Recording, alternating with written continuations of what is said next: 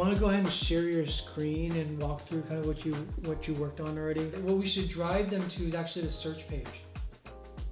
Okay. So you can, I think the top part is great, like the success part is great.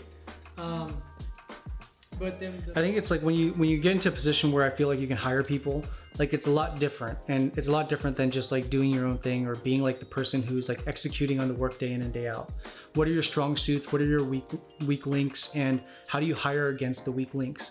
And I think it's like it's a learning process, and I'm still learning it now about like how to be able to offload work and then trust that people can run with it.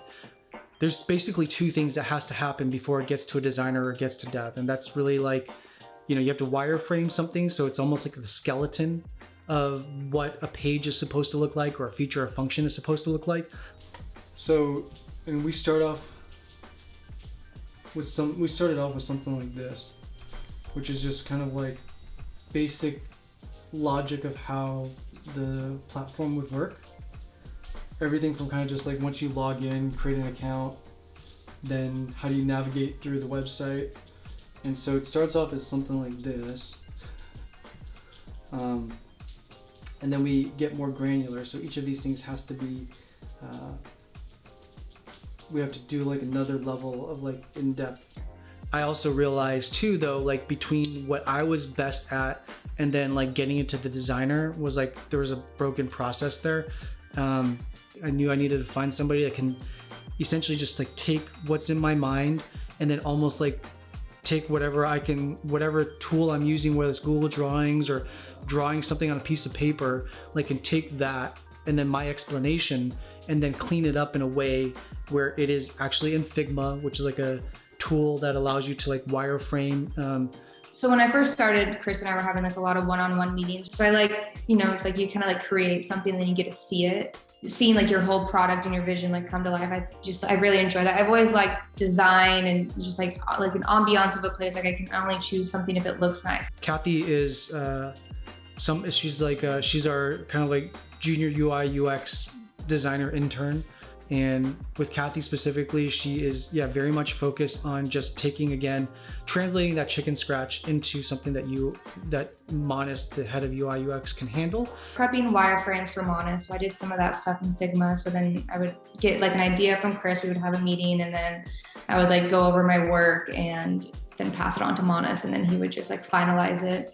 We were working on just like user flows too. So I did a couple user flows and I worked on the sitemap. It's just kind of like a little bit of everything, which I think is really good, especially like me learning. Like I do kind of want to be like versatile and like the whole aspect, not just like using like Figma and that software. Like I want to know the back end too. On Dawson's side, he's also an intern that started with us. He's like in Indiana. I mean, I love the fact like everybody's like fully remote or distributed nowadays, but like, he basically is handling a lot of our like backend logic.